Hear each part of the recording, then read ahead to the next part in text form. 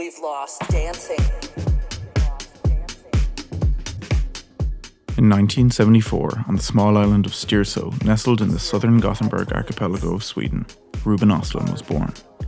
After graduating high school, Östlund started working in various ski resorts during his winters, where he would make skiing videos with his friends. These would eventually lead to his earliest works, Free Radicals and Free Radicals 2.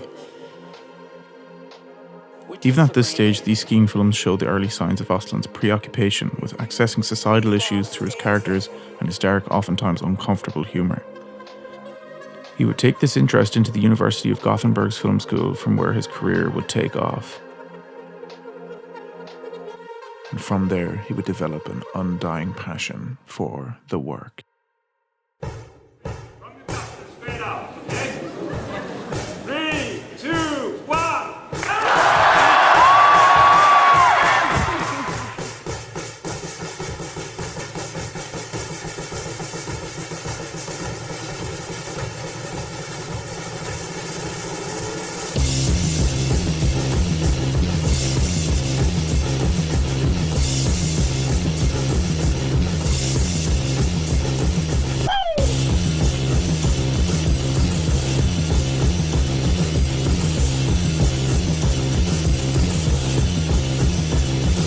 Man-made power stood like a tower, higher, higher, hello.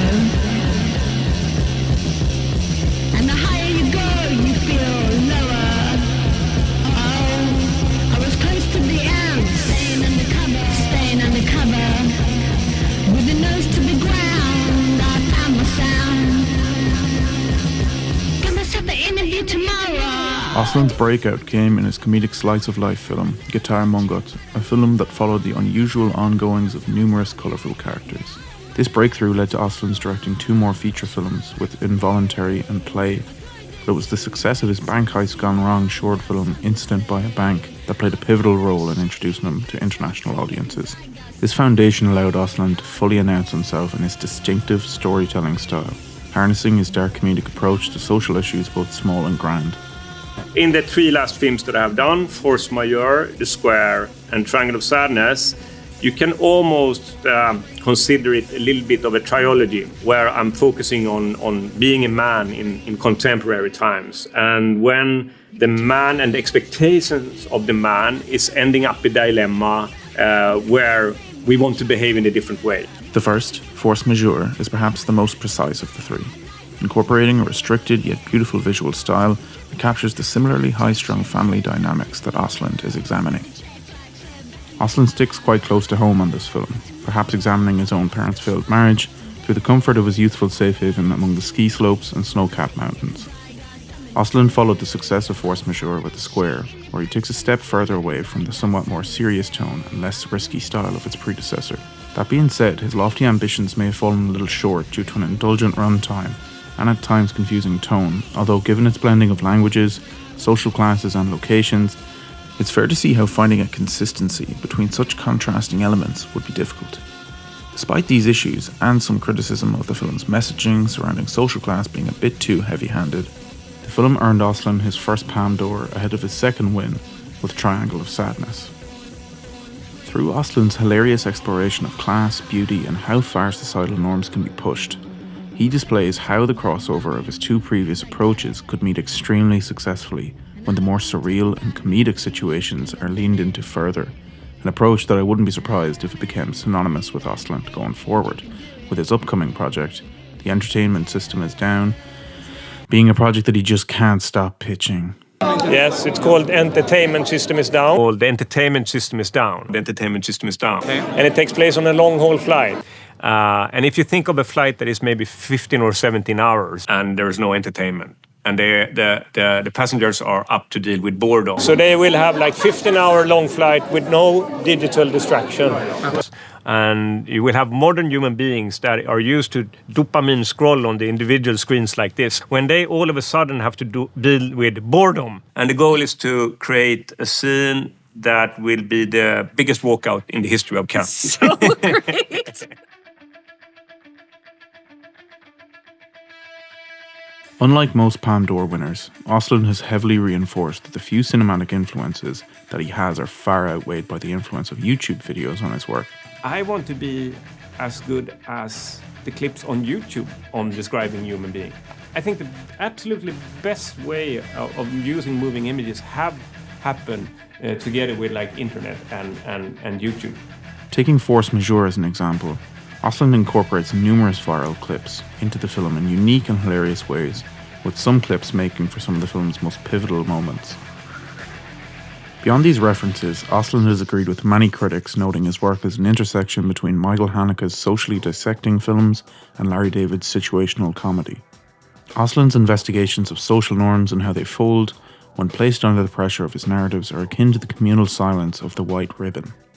While Östlund's tone is far less dark, he instead invites his audience to watch the untethered way in which characters can fall foul of taking the easy way out of situations. Östlund's ties to Larry David are a bit easier to draw. Take this scene from Involuntary, which wouldn't be found out of place in an episode of Curb Your Enthusiasm. Jag vill bara säga att varje gång som vi gör ett stopp vid den här rastplatsen så brukar jag gå igenom bussens olika utrymmen. Och den här gången när jag gjorde det så upptäckte jag någonting väldigt tråkigt. Och för mig får ni gärna spela lite musik och tjoa och kimma en aning, men ha sönder saker på bussen, det kan jag bara inte acceptera. Det tror jag de flesta förstår. Beyond these screen influences, there may be no greater influence for Östlund than life itself. He's often noted that the majority of his ideas come from his own experiences and from stories that he's heard from friends. But most interesting of all is found in how he approaches these moments in the filmmaking process. Östlund's filmmaking process could be described as being oxymoronic. He's extremely intricate in his planning and storyboarding, but when it comes to his unique filming process, he takes a more improvisational and exploratory approach. I think that I always try to be as open as possible about my process. I really want to tell the actors what I'm aiming for with each and every single scene, and also with the film in general. What is the thematic? What are the thoughts that I want to provoke? Sometimes there's lines that I definitely don't allow them to touch, but very often they also are adding some lines to the script that they are giving to me as an inspiration when we're doing improvisations. There's no prestige in shooting. You can't do wrong. So if you feel an impulse, follow it. And then I do take after take. I quite often do many takes. And in the beginning of a shooting day, we are sculpturing the scene slowly until we have found like a dense and impact scene that I think is dealing with the content of the scene in the right way. And then I do take after take, as I said. And often it gets better and better and better, up to take 20, but then it gets worse. Now everybody go on a break, a half an hour break. And when they come back, then I say, okay, let's go for 5 more takes. And now I start a countdown. 4 more takes, 3 more takes. And I'm trying to build the kind of atmosphere that we are playing an important soccer game together. It's the World Cup that we are now going to win together. And when I do the last 3 takes, I gather the whole film crew behind the camera. So all of the film crew is actually watching and giving attention to the actors. And when I do the second last take, that's often the best one, actually. And the last take I have, when I started to work with Triangle of Sadness, I added a feature, and it was that I brought the gong to set. So before we were going the last take, I was hitting the gong like boom. And when it's silent, I ask one of the actors to start the scene by going into the frame or saying the first line. With principal photography having gotten underway recently for his upcoming project, I can't help but note my excitement for what is to come from this darkly cynical Swede. While his works have spanned countless settings and visual styles, Ruben Östlund's steady growth as a filmmaker has been extremely interesting to research. My first encounter with his filmography came with the release of Triangle of Sadness, where I'm proud to say I was the only one laughing in the cinema. And while his social experimentations on his characters may set out to alienate and challenge his audience, I'm sure that his next project won't disappoint in that department.